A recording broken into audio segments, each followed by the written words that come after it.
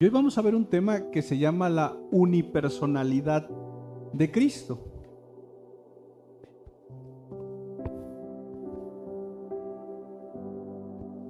Ahí está. La unipersonalidad de Cristo. Cuando estudiábamos teología propia, decíamos que una definición al hablar de Dios es que Dios es uno en... ¿Y eso qué fue?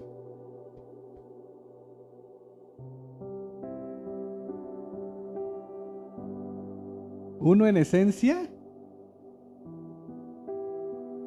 y tres en persona. Es una forma de hablar de la Trinidad de Dios. Pero cuando hablamos de Jesús, cambia un poquito. Ahora, aquí nos enfrentamos ya a un problema y lo veíamos en su momento, es precisamente en la palabra persona. Porque ya hablar de persona, pues luchamos con no pensar en Dios como que si fueran literalmente tres dioses. Y vimos un día específicamente cómo el lenguaje teológico usa la palabra persona. ¿Soy yo? Pues allá. Ah, ok. El término persona, dice un comentarista, dificulta precisamente el entender a Dios.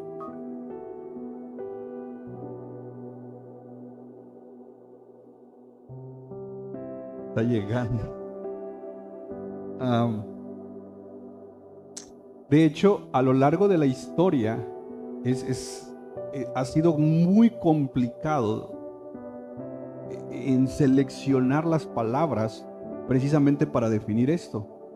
La palabra persona ha sido como de las palabras un poquito que más deja ver el entendimiento de lo que significa. Y decíamos en su momento de que el Padre es Dios, el Hijo es y el Espíritu Santo es. Pero ya la palabra persona, cuando la aplicamos acá, tendríamos entonces que el Hijo, que es Jesucristo, ¿verdad? ¿Quién es el Hijo? Diríamos entonces que de la Trinidad es una persona, ¿verdad? Y de ahí el tema. Unipersonalidad es una persona. Jesucristo es una persona. ¿Estamos bien hasta ahí? Más o menos. Ok. Pero, y la semana pasada veíamos, lo veíamos. ¿Te acuerdas cuando veíamos la cristología y su lugar en la historia y veíamos toda una serie de nombres raros de tratando de definir quién es Jesús? ¿Te acuerdan? Bueno, dentro de todo eso veíamos que Jesucristo, y cuando veíamos también los nombres, es Dios, ¿verdad? Pero también es un hombre. ¿Sí o no? ¿Vamos bien hasta ahí? Ok. Entonces, si Dios es uno en esencia y tres en persona, ¿cómo podríamos hacer una pequeña definición de Jesucristo? Siguiendo esta línea de definiciones, podríamos decir que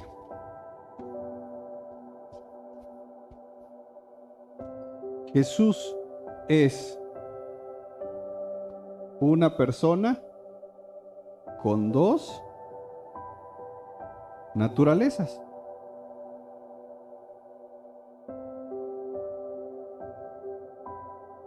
Y si Jesús es Dios, ¿tiene una naturaleza entonces? Y si Jesús se hizo hombre, tiene una naturaleza humana.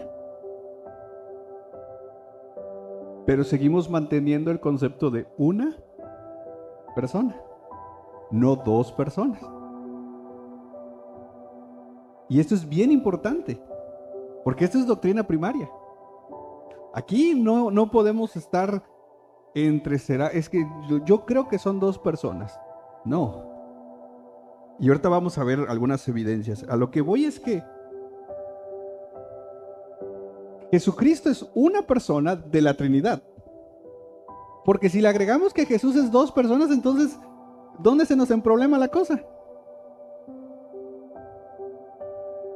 Porque la Trinidad ya no sería Trinidad. Ya tendríamos 4. Entonces ahí tenemos ya un problema. Entonces mantenemos el hecho que Jesús es una persona, ¿verdad? Ok, pero en esta persona es Jesucristo. Jesús es Dios y Jesús es un hombre. Por lo tanto, cuando hablamos de Cristo, podemos decir que Cristo es una persona con dos naturalezas.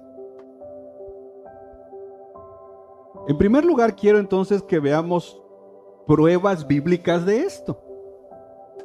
Porque nuevamente, yo puedo venir con esto y simplemente decir, bueno, pero ¿de dónde lo sacaste? No, veamos o empecemos con la escritura. Ahora, esta doctrina, dice Berkov, de las dos naturalezas en una persona, trasciende los límites de la razón humana. Es la expresión de una realidad y de un misterio incomparable que no tiene analogía en la vida del hombre, tal como conocemos la vida. Nuestra razón no va a lograr entender el todo de esto. Por eso, esta verdad vamos a encontrar sustento bíblico y va a demandarnos que lo creamos por fe. Creo yo que hay varios misterios, por así decirlo, en nuestra fe cristiana, que nuestra mente no logra entenderlo, pero los creemos y es doctrina primaria. Uno de ellos es la Trinidad y otro de ellos es esto. Pero yo no estoy aquí para explicar a detalle este misterio, pero estoy aquí para que veamos juntos qué dice la Biblia de esto. Porque los testigos de Jehová no creen esto, los mormones no creen esto, los unicitarios no creen esto. Y aquí vuelvo a repetir, está en juego ni más ni menos que tu salvación. Porque no se trata de solo creer en un Jesús, se trata de creer en el Jesús de la Biblia. Y la pregunta es, nuevamente, ¿puedes poner nuevamente Mateo 16:15?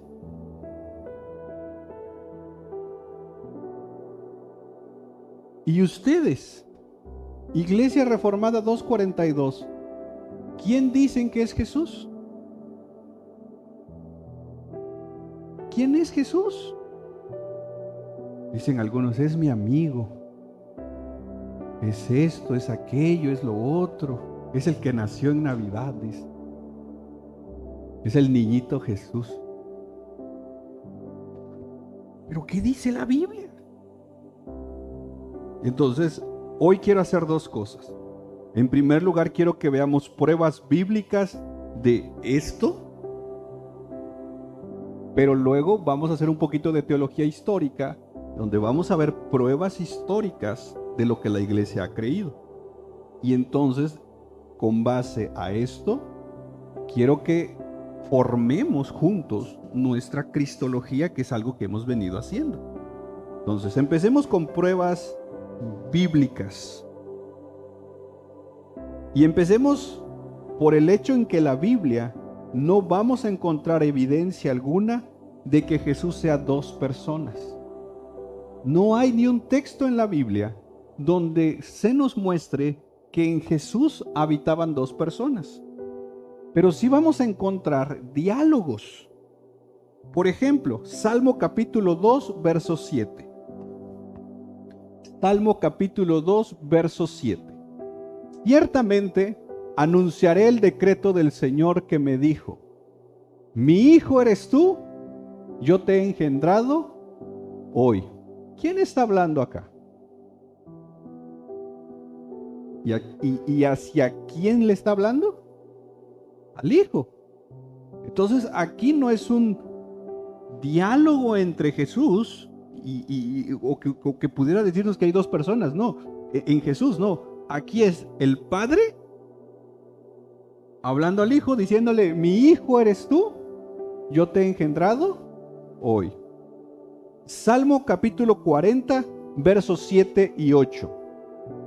Entonces dije: aquí estoy, en el rollo del libro está escrito de mí. ¿Quién está hablando aquí? El hijo. Está hablando de precisamente al Padre. Nuevamente vemos esta conversación. Juan capítulo 17, verso 1. Y vaya, todo el capítulo 17 no es otra cosa que una conversación entre el Hijo y el Padre. Estas cosas habló Jesús y alzando los ojos al cielo dijo: Padre, la hora ha llegado, glorifica a tu Hijo para que el Hijo te glorifique a ti. Verso 4. Yo te glorifiqué en la tierra habiendo terminado la obra que me diste que hiciera. Verso 5. Y ahora glorifícame tú, Padre, junto a ti con la gloria que tenía contigo antes que el mundo existiera. En otras palabras, en Juan 17, lo que Jesús está haciendo es hablando con su Padre. No hay en la Biblia un pasaje donde veamos a Jesús teniendo una conversación, por así decirlo, con Él mismo, en un sentido de que nos diera luz la Biblia para llegar a concluir que en Jesús habían dos personas. No, en Jesús es una persona. Segunda evidencia bíblica. Estas dos naturalezas, ya vimos que no hay textos que nos digan que hay dos personas, es una persona. Pero hay textos en las que vemos que estas dos naturalezas están presentes dentro de Jesús. Romanos capítulo 1, verso 3 y 4. Regálenme su atención, hermanos, para que juntos aprendamos. Es el mensaje acerca de su Hijo que nació. ¿De qué? La descendencia de David según la carne. ¿En qué naturaleza la ponemos? ¿Aquí o acá? ¿Aquí? ¿Según David? ¿Dice? Bueno, descendencia de David según la carne. Verso 4. ¿Y que fue declarado? ¿Dónde la ponemos? Ahora, ¿qué significa hijo de Dios? Ya lo viste la semana pasada cuando vimos los títulos de Jesús. ¿Vale? Entonces, si no, creo que ya está el video en la página. Ahí lo pueden ver. Sí. Gracia y paz, queridos hermanos. Gálatas capítulo 4, verso 4. Pero cuando vino la plenitud del tiempo, Dios, ¿qué hizo? Nacido de mujer, nacido bajo la ley. Ese término, nacido de mujer, nacido bajo la ley, ¿dónde lo ponemos? ¿Ah? Nacido de... Siguiente verso. A fin de que redimiera a los que estaban bajo la ley para que recibiéramos la adopción de hijos. El elemento de redimir, ¿quién era el único que podía redimir? Porque Él es Redentor. Filipenses capítulo 2, versos 6 al 11, que lo vimos en la primera sesión de Cristología, el cual, aunque existía, está hablando de Jesús, ¿cómo existía? En forma de, no consideró el ser igual a, como algo que aferrarse, verso 7, sino que se despojó a sí mismo tomando forma de siervo. Lo ponemos acá, ¿verdad? Juan capítulo 1, verso 14. ¿Lo puedes poner en la NTV, por favor? Entonces, la palabra o el verbo, esa palabra verbo, palabra, logos, ¿dónde lo ponemos? ¿Se hizo?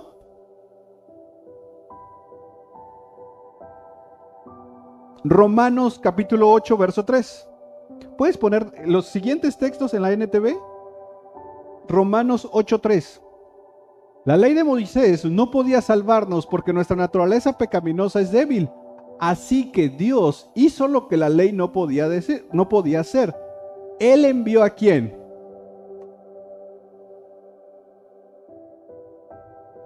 Ojo aquí, ¿en qué? En un cuerpo como el que nosotros los pecadores, Dios envió a su Hijo, ¿en qué? En un cuerpo como nosotros. Y mira cómo dice Pablo, como nosotros los... ¿Ya? Entonces, el cuerpo como un pecador, ¿dónde lo ponemos? Y sigue diciendo, y en ese cuerpo, mediante la entrega de su Hijo como sacrificio por nuestros pecados, Dios declaró el fin de dominio que el pecado tenía sobre nosotros. Primera Timoteo 3:16, esto se considera como el gran misterio, ¿no? Sin duda alguna, el gran misterio de nuestra fe es el siguiente. Cristo, ¿dónde ponemos la palabra Cristo? ¿Qué significa Cristo? ¿Verdad? Lo vimos la semana pasada. ¿Dónde ponemos a Cristo? ¿Qué hizo Cristo? Fue revelado en... ¿Dónde ponemos cuerpo humano? ¿No? Hebreos capítulo 2, verso 11 al 14. Por lo tanto, Jesús y los que Él hace santos tienen el mismo Padre. Por esa razón, Jesús no se avergüenza de llamarlos sus hermanos. Verso 12. Pues le dijo a Dios, anunciaré tu nombre a mis hermanos, entre tu pueblo reunido te alabaré. También dijo, pondré mi confianza en Él, es decir, yo y los hijos que Dios me ha dado. Debido a que los hijos de Dios son seres humanos, ¿hechos de qué? El Hijo, nuevamente, ¿dónde ponemos la palabra hijo? También se hizo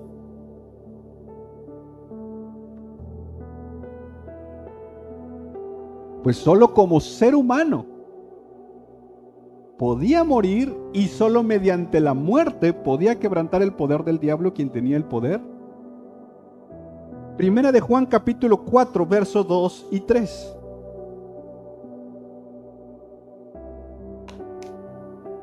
Cuando recuerdo que una persona me discipuló hace ya muchos años en la iglesia donde yo estaba antes,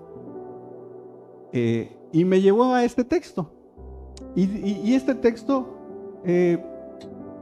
habla precisamente de una confesión cristológica. Y dice, esta es la manera en que sabremos si tiene o no el Espíritu de Dios. Si una persona que afirma ser profeta reconoce que Jesucristo vino en un cuerpo humano, esa persona tiene el Espíritu de Dios. La Biblia de las Américas o la Reina Valera dice, o puedes poner tantito la Reina Valera, dice, en esto conoced al Espíritu de Dios. Todo espíritu que confiesa que Jesucristo ha venido en carne es de Dios. Y esta persona que me estaba discipulando me dijo, si alguna vez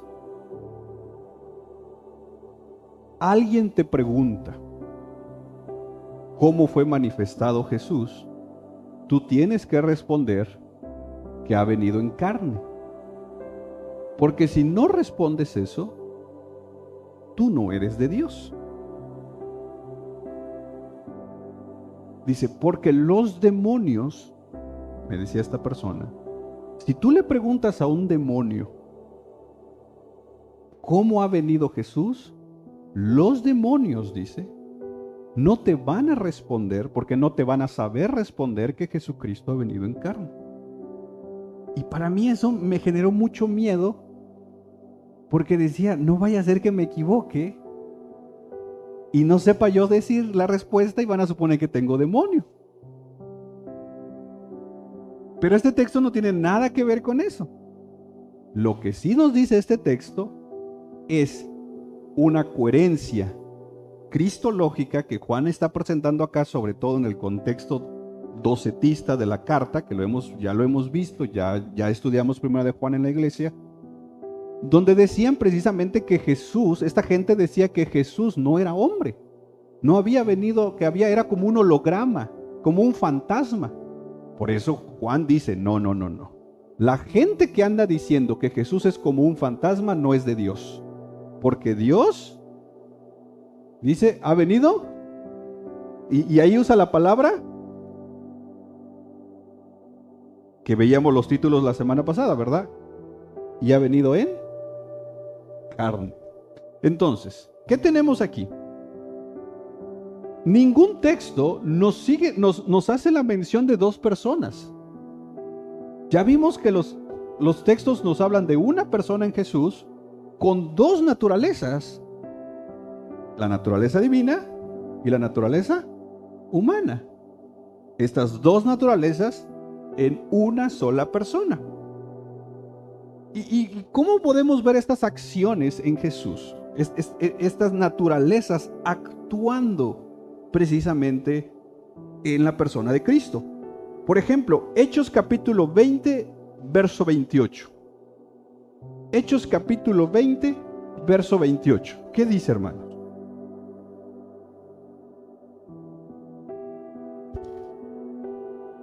Tengan cuidado, dice Pablo, de sí mismos y de toda la congregación en medio de la cual el Espíritu Santo les ha hecho obispos para pastorear, ¿qué cosa?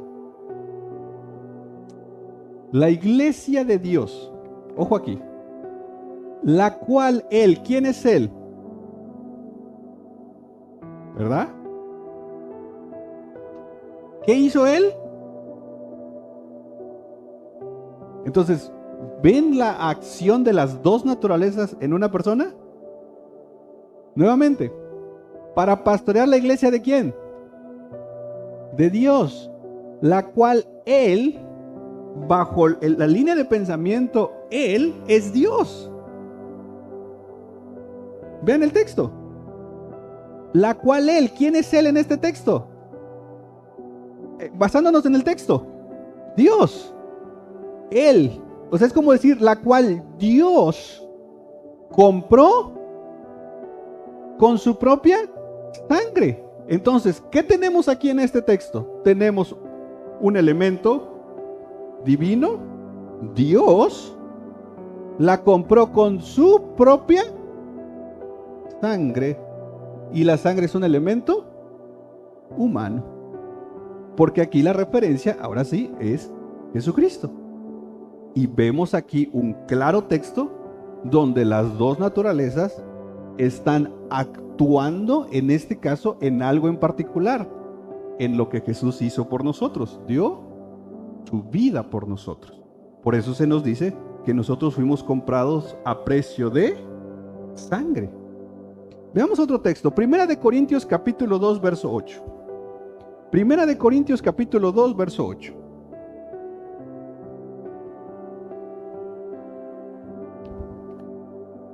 Esta sabiduría que ninguno de los gobernantes de este siglo ha entendido, porque si la hubieran entendido, ¿qué dice? Ok, ¿quién es el Señor de gloria? ¿Y Jesucristo es? Entonces, ¿dónde podemos poner el título Señor de gloria? ¿En su humanidad o en su divinidad? Entonces aquí ponemos Señor de gloria. Ahora, ¿qué hicieron con el Señor de gloria?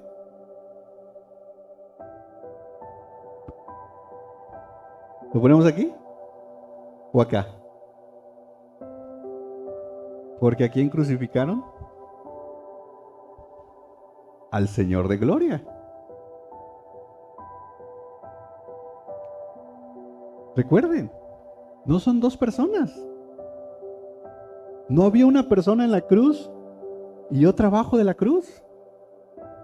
Por eso el Pablo es claro en esta declaración.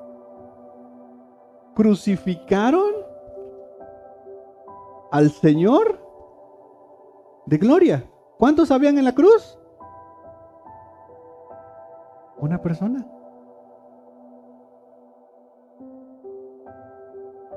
¿Qué estoy tratando de demostrar acá? Es este término. Jesús es una persona con dos naturalezas. Y la Biblia nos muestra textos claros para sostener esta doctrina. Romanos capítulo 6, verso 62. Un texto más y con esto ya me paso a la parte histórica. Romanos 6, 62. Hermanos, perdónenme a veces ya. Dejaré de trabajar en la madrugada. Busquemos los dos, hermano. 6.2, ¿qué dice? 6.12.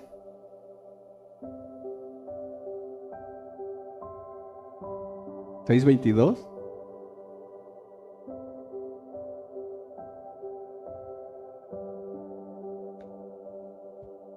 Es que estos temas a veces digo yo, Señor, haré bien estar enseñando esto, pero creo que es bueno, porque es una doctrina fundamental, hermanos. Básicamente, hay un pasaje en Romanos 6 donde nos dice que Jesús vino a nosotros, ¿no? Y este elemento habla de su encarnación, de lo que Él hizo, en lo que Filipenses ya nos ha declarado, en el de venir en hacerse humano. Y ahí vemos nuevamente al Señor, a Dios, haciéndose hombre. Pero el punto es este, ¿no?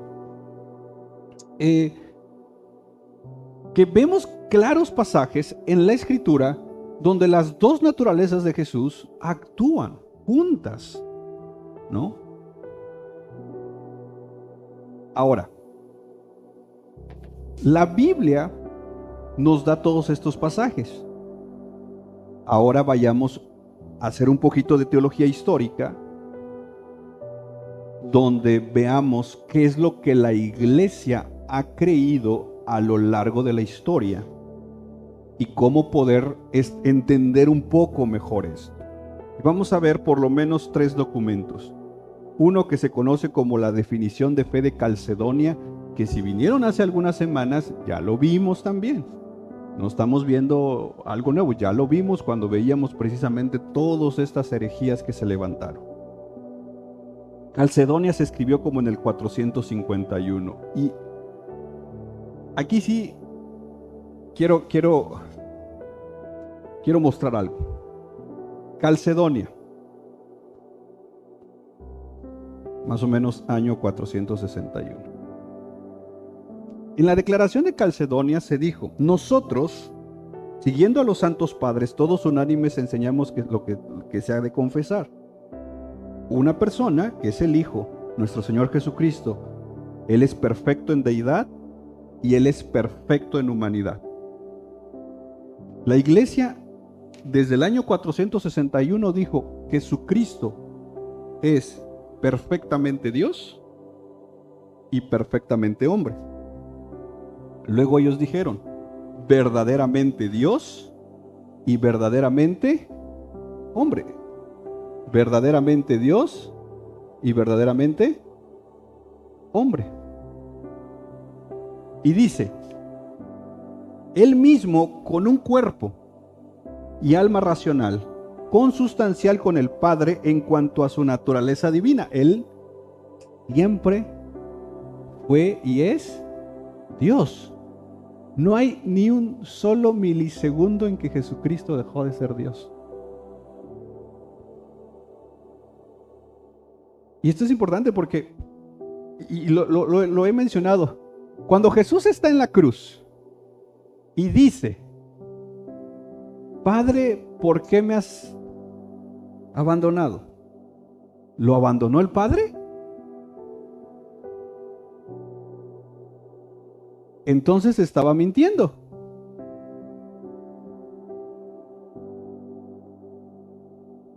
Y con una mentira dejaría de ser el Cordero perfecto.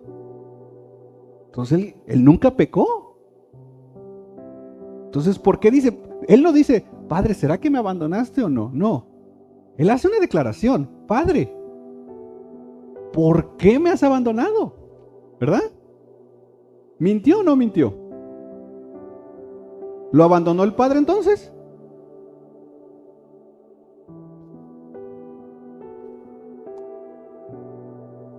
Y ojo aquí, porque si decimos que lo abandonó, estamos cayendo en una herejía horrible. ¿Sabes qué estamos haciendo? Dividiendo a Dios. Diciendo que la Trinidad está separada. En el sentido de que hubo un momento en la historia donde la Trinidad perfecta se separó. Y eso nunca ha pasado y nunca va a pasar, porque Dios es, ¿ya dijimos? Uno. Si decimos que en ese momento se dividió la Trinidad o se dividió Dios, ya tendríamos entonces dos dioses. Y no sé tú, pero adoramos a un solo Dios. Por eso es importante esto. Calcedonia se dedicó específicamente a establecer una verdad: Jesucristo es una persona con dos naturalezas. Es más, Calcedonia dijo que la unión de sus dos naturalezas no destruye sus diferencias, porque estas naturalezas tienen diferencias. En la naturaleza humana, Jesús, ¿qué? ¿Tenía sueño? ¿Dios tiene sueño? En la naturaleza humana, Jesús comía. ¿Dios le da hambre? En la naturaleza humana, Jesús lloró. ¿Aquí llora? ¿Y por qué dicen predicadores que sí? Hay predicadores que dicen: no, Dios está llorando porque ve cómo te estás portando, o porque no ofrendaste. Entonces, las dos naturalezas, dice la declaración de Calcedonia, están unidas en Cristo, pero no destruye sus diferencias, sino que más bien las propiedades de cada una de las naturalezas se preservan y concurren en una única persona y en una única subsistencia. Es decir, estas dos naturalezas están en Cristo, y este es parte del misterio. Jesús no está partido a la mitad tampoco. No es que la mitad de Jesús sea divina y la mitad de Jesús es humana. No. Calcedonia dijo: de ningún modo están partidas o divididas entre dos personas, sino que están en uno y el mismo Hijo unigénito, Dios Verbo, el Señor Jesucristo, como los profetas nos instruyeron desde el principio, como el mismo Señor Jesucristo nos enseñó y como el credo de los apóstoles lo ha dicho. Las dos naturalezas fueron, ya lo vimos en la Escritura, pero en Calcedonia, que es uno de los documentos históricos de la iglesia, se afirmó: todo cristiano genuino confiesa que Jesucristo es una persona con dos naturalezas. No solo lo dice la Biblia, lo ha dicho la iglesia desde más de ¿qué? 1500 años.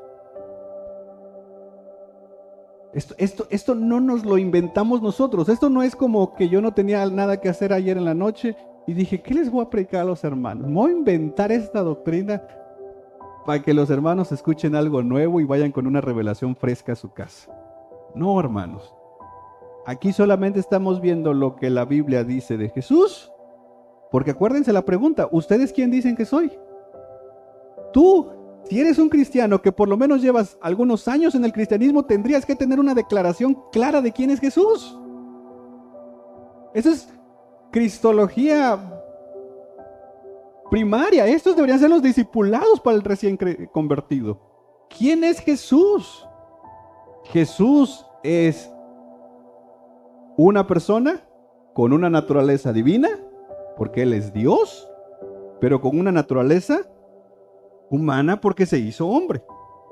La Confesión Bautista de 1689, que ya se nos enseñó también aquí, en su capítulo 8, verso 2, dice: el Hijo de Dios, la segunda persona de la Trinidad, siendo verdadero Dios, el resplandor de la gloria del Padre, de una misma sustancia e igual con Dios, Él es el quien sostiene el mundo, gobierna todas las cosas, llegado el cumplimiento del tiempo, tomó sobre sí la naturaleza humana, con todas las propiedades esenciales y las debilidades comunes a la misma. La única diferencia de la naturaleza humana con tu naturaleza humana o con mi naturaleza humana, ¿cuál sería? ¿Verdad? La diferencia en la naturaleza humana de Jesús y nuestra naturaleza humana es que Él es sin pecado. Él no era un superhumano, como algunos pensaban.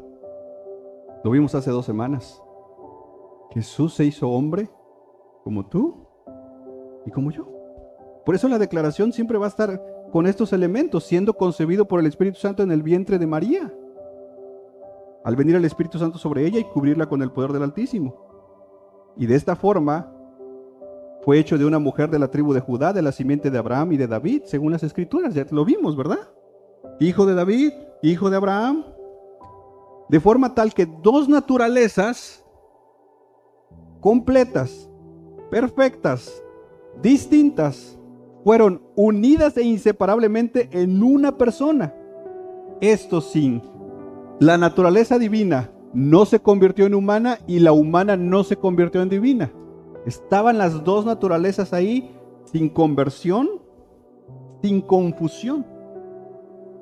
En Jesucristo, quien es verdadero Dios y verdadero hombre, un solo Cristo, y es el mediador entre Dios y los hombres. Entonces, ¿a qué nos apegamos nosotros como cristianos, como iglesia reformada? ¿A Calcedonia? ¿A la Confesión Bautista de 1689 que afirma también estas declaraciones? Pero quise dejar a propósito el tercer concilio de Constantinopla, que se llevó a cabo más o menos entre los años 680 y 681, que de igual manera hace 2 semanas lo vimos. Vimos los concilios históricos donde se habla de la cristología. El tercer concilio de Constantinopla tiene algo en particular.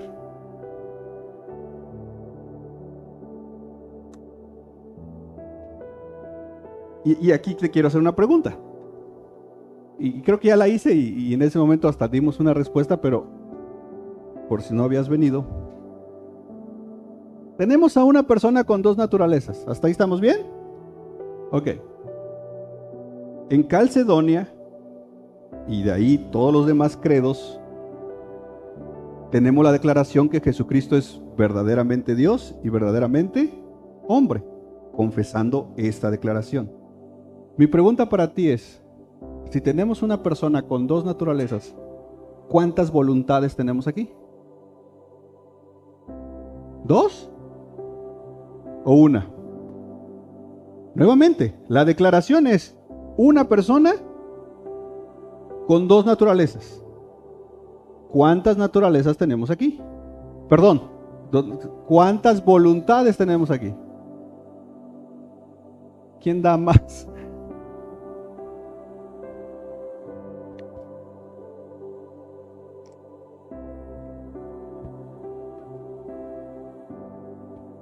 problema es que no vienen.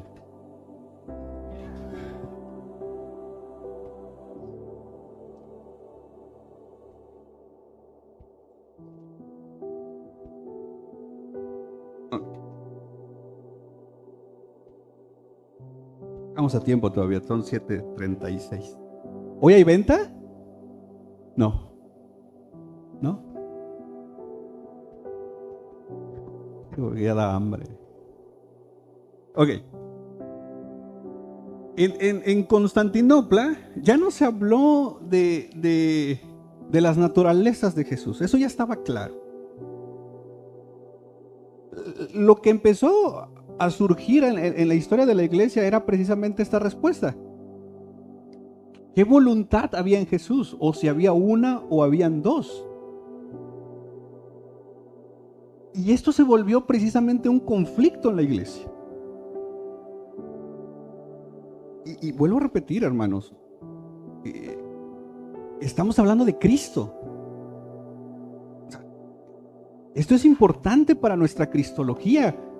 Y lo decía la semana pasada, nos llamamos cristianos porque somos seguidores de Cristo. Y tal vez alguien diga, no, mira, a mí no me interesan esas cosas, yo amo a Cristo. Bueno, déjame preguntarte algo. ¿Qué Cristo? Porque es más, el mismo Señor dice que en los últimos tiempos habrá gente que diga, ahí viene el Cristo, ahí aparece un Cristo. O sea, de Cristos han habido un montón de Cristos. Mi pregunta para ti es, ¿tu fe descansa en el Cristo bíblico? ¿Pero quién es Cristo? Entonces, ¿qué estamos conociendo de Cristo? Que Cristo es una persona con dos naturalezas. Y entonces, la pregunta que surge, precisamente, y se reúnen los obispos en el tercer concilio de Constantinopla, era precisamente este tema. ¿Qué voluntad o qué voluntades hay en Cristo? Y surgieron dos términos aquí. Uno que se conoce como el monoenergismo y otro como el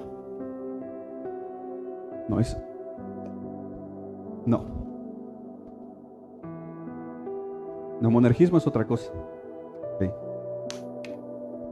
Surgieron dos cosas para tratar de entender la voluntad que había en Cristo: el monoenergismo y el monotelismo. Por si nos preguntan, ¿y tú qué mono eres? El monoenergismo, ¿qué es?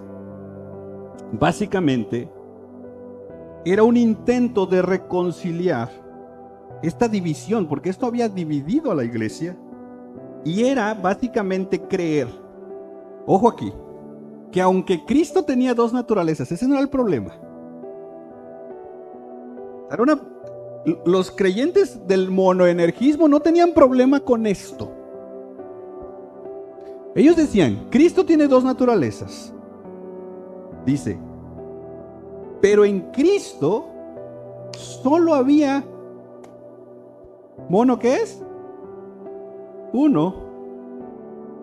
Y ellos le llamaron no tanto la palabra voluntad, ellos llamaron una energía operativa en su persona. En Jesús, decían ellos, hay dos naturalezas. Pero quien actuó a lo largo del ministerio de Jesús fue una, ¿qué? Energía operativa. Algo que operaba en él. Era una energía que operaba en él. Y ellos decían que era la divina. Entonces ellos dijeron, ok, Jesús es una persona con dos naturalezas, pero quien actuó mientras Jesús estuvo en la tierra era una energía operativa divina. Es decir, la humana, y ojo aquí, miren lo sutil de la herejía aquí. La humana al final del día era como meramente un cascarón que llevaba nada más. Vamos a suponer ahora que viene la época de regalos. La humana era la envoltura, la caja. Lo importante era lo que había adentro. Entonces, ellos no negaron la humanidad de Jesús. Otros negaban la humanidad de Jesús. Ellos no negaban las naturalezas de Jesús. Pero los monoenergistas dijeron, todo lo que hizo el Verbo encarnado, lo hizo como creador y Dios. Por lo tanto, todas las cosas que se dijeron de él, ya sea como Dios o de forma humana, fueron la acción de la divinidad del Verbo. Básicamente esta gente decía, al Jesús que tú ves en los evangelios, simple y sencillamente es Dios actuando en un cuerpo humano nada más. Pero, ¿dónde está? A ver, si yo te dijera, hermanos, el Jesús de la Biblia en quien tú pones tu fe, solo era una energía operativa divina en él. ¿Dónde está el error ahí? Tú que has leído los evangelios, corrígeme. Lo acabamos de ver. En la naturaleza humana, ¿qué hacía? Estos elementos humanos no están en Dios. ¿Cómo quitamos esto? En las acciones humanas de Jesús. No podemos simplemente decir que Jesús o en Jesús había una energía operativa divina caminando a través de, porque entonces tendríamos que concluir que hay días cuando Jesús se cansa y cuidadito si lo despiertas, porque se despierta enojado. Y ojo, porque luego nos vamos al otro lado a solamente humanizar a Jesús. Y es cuando lo decíamos la vez pasada, lo presentamos todo débil, diciendo, pobrecito, está tocando a tu puerta, es tu amigo. Dice, te ha mandado WhatsApp y lo has dejado en visto, dicen las imágenes. Ahora, después del monoenergismo, la discusión se orientó más a hacia las discusiones sobre la voluntad de Cristo, en lugar de la energía. Y entonces surgió el monotelismo, que nuevamente, mono es uno. Y esto básicamente es voluntad. Nuevamente les pregunto, estamos a tiempo. ¿Cuántas voluntades habían en Jesús? ¿Una o dos? ¿Una? A ver, alcen la mano los monotelistas. Excelente.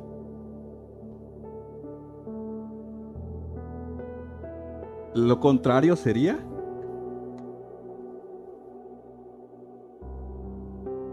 diotelista. Puse una encuesta que decía ahí, ¿qué somos? ¿Somos monotelistas o diotelistas? Y una persona me dijo, deja de estar diciendo esas cosas, hay que predicar de Cristo. Y yo, pues si estoy hablando de Cristo. Pero bueno, entonces ya vimos cuántos monotelistas hay aquí. ¿Cuántos diotelistas hay? Ninguno. Eso. Ok. El monotelismo básicamente es la creencia que Cristo tenía una sola voluntad. A ver, si Cristo tenía una sola voluntad, monotelista, si Cristo tenía una voluntad, la pregunta es, ¿qué voluntad estaba en Cristo? ¿La divina o la humana?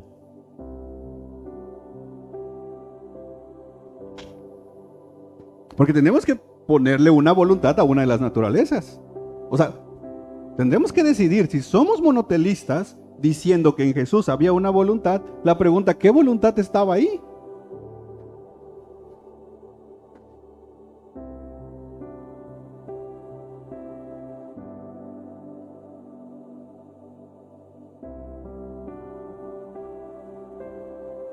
La creencia de que Cristo tenía una sola voluntad, a saber su voluntad divina, decían ellos. Pues en ningún momento, decían, su carne racionalmente vivificada por separado y por su propio impulso ejerció su actividad natural, sino que ejerció esa actividad en el momento y en la forma y medida que el verbo de Dios lo quiso. Lo que los monotelistas estaban diciendo, la naturaleza humana no tenía ninguna voluntad. Esta, al no existir, ni siquiera se puede decir que se sometía, porque no existió. La naturaleza humana no tiene voluntad en el monotelismo, y entonces la que manda en la persona es la voluntad divina. Eso es lo que dicen los monotelistas. Pero nuevamente, ¿qué problema empezamos a encontrar ahí? Que estamos quitándole el elemento humano. O a ver, ¿cuántos humanos hay aquí? Somos pequeños dioses, digamos. Somos Jehová Junior. Ok. ¿Tienes voluntad? ¿O no? Entonces, ¿el ser humano tiene? ¿Tiene voluntad o no? Pero entonces, al decir eso, estamos aquí diciendo que Jesús no tuvo voluntad. ¿Verdad? Porque sería el mismo principio, porque si no encontraríamos otra diferencia entre el Jesús humano y nosotros. Ya dijimos que la única diferencia entre que su humanidad y la nuestra, ¿cuál es? ¿Qué es? Sin pecado. Pero entonces estamos diciendo que nosotros, al tener una voluntad humana, somos mejores que Él en la humanidad en la que Él no tiene voluntad. Y este fue el punto aquí. Y entonces en este concilio, literalmente, se dijo lo siguiente: nosotros como iglesia declaramos que en Cristo, mira lo que se declaró, es que en Cristo hay dos voluntades. Y ojo aquí, estas voluntades son indivisibles, inconvertibles, inseparables, inconfundibles. Y estas dos voluntades, ojo aquí, no son contrarias una a la otra. Es más, si tú lees esta declaración de Constantinopla, hay una frase ahí que dice: Dios no lo quiera.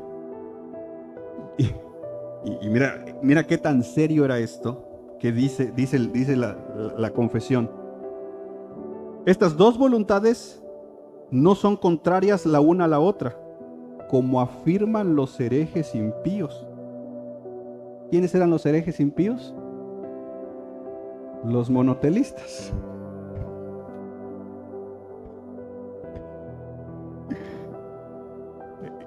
Esta gente no se anda. Pero ven hasta qué punto. Hoy a cualquier cosa le llamamos herejía, ¿va? Es herejía. Oh, hay todo un elemento para poder declarar que algo es una herejía.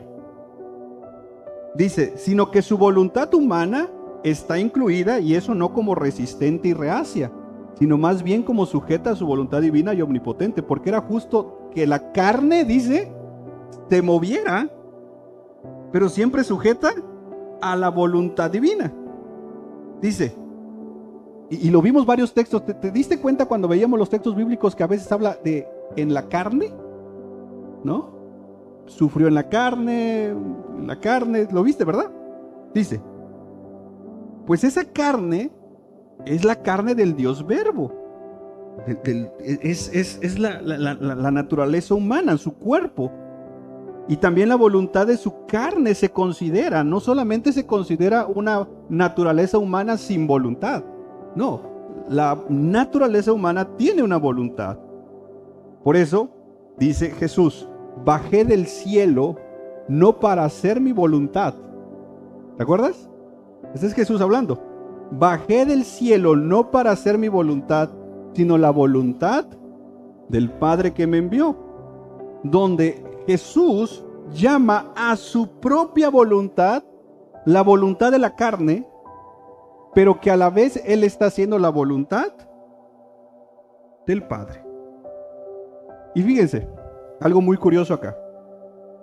En un intento de respaldar estas creencias, de que esta gente estaba pegados a lo que la iglesia creía, los monoenergistas empezaron a presentar documentos históricos. Pero luego, cuando analizaron los documentos en este concilio, se dieron cuenta que esos documentos que esta gente presentaba estaban tergiversados. Los habían cambiado. Básicamente esta gente llegó al concilio con documentos diciendo, miren lo que ha creído la iglesia. Pero cuando analizaron los documentos, eran documentos tergiversados. Entonces, literalmente, declararon a estas personas herejes. Hubo un hombre, Macario, que se mantuvo firme y él dijo, no, yo creo en esto, en el monotelismo, en el monoenergismo, yo creo que esto es así. Pero al encontrar que había falsificado documentos, fue declarado culpable, fue destituido de la iglesia, fue declarado hereje. Y miren, algo bien curioso que pasó para que nos demos cuenta que muchas de las cosas que hoy pasan no son cosas nuevas. Uno de los defensores de estas doctrinas se paró enfrente de hecho Policronio se llamaba, y le dijo al concilio precisamente de Constantinopla, les dijo, yo puedo hacer que un hombre resucite entre los muertos y que ese hombre, cuando resucite, les confirme a ustedes el monotelismo. Él dijo, yo puedo traer a un cadáver de los padres de la iglesia, lo voy a traer aquí frente a ustedes. Aquí yo voy a orar para que él resucite y él les declare a ustedes el monotelismo. Si eso hubiera pasado acá, ¿qué hubiéramos dicho de este hombre? Pentecostés, ¿verdad? Y ¿sabes qué hizo este hombre? Eso. Fue al panteón, desenterró un cadáver que supuestamente era de la línea de los padres de la iglesia, lo trajo al concilio,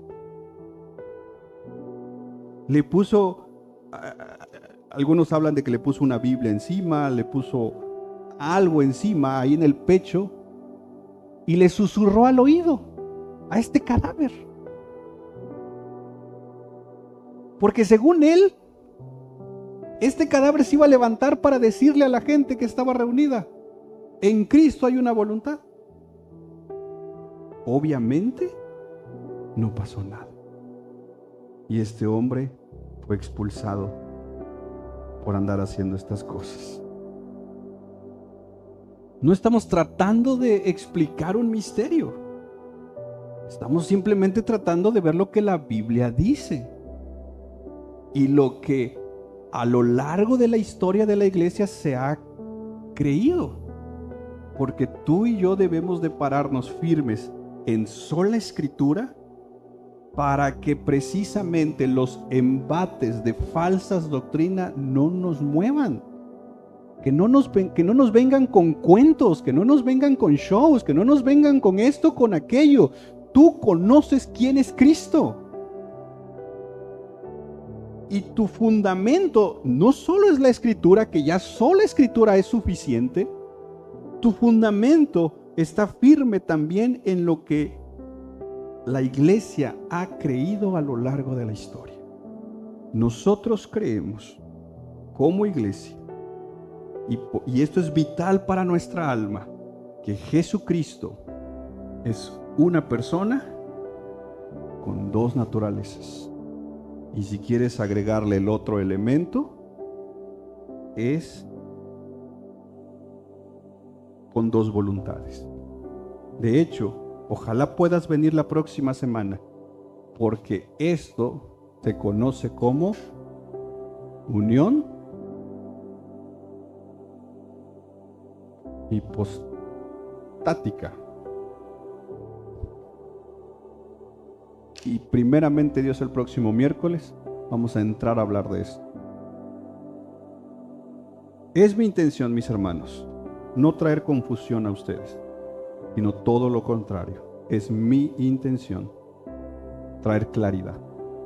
Yo lo que quiero y el anhelo de mi corazón es que tú tengas una cristología netamente bíblica, de tal manera que tu fe esté cimentada en el Cristo bíblico. Porque qué horrible sería suponer que creemos en un Cristo y que ese Cristo no es el de la Biblia. Solo Cristo salva, pero solo el Cristo de la Biblia. ¿Te parece si oramos? Padre, ayúdanos a seguir conociéndote. Ayúdanos, mi Dios, porque hay tantas cosas alrededor nuestro que quieren robar nuestra fe, que quieren minar nuestra fe. Y ayúdanos a poner solo nuestra mirada en el Cristo de la Biblia, no en el Cristo que nos formemos nosotros, no en la idea de Cristo que podamos hacernos nosotros. Ayúdanos, Señor, a poner nuestros ojos en aquel Cristo que se ha revelado en tu palabra, el que es una persona con dos naturalezas, el que es verdaderamente Dios y verdaderamente hombre. De tal manera, Señor, que cuando tú vengas por tu iglesia, cuando nos encontremos contigo, tú puedas decir que nos conoces y nosotros podamos decir que conocemos. Es al Cristo que adoramos cada domingo, es al Cristo que adoramos en cada servicio, es al Cristo que le oramos, es al Cristo que predicamos, es al Cristo que le cantamos, es al Cristo que amamos, es el Cristo de la Biblia. Ayúdanos a conocerle más y más con la ayuda de tu Espíritu Santo. En el nombre de Jesús. Amén y amén.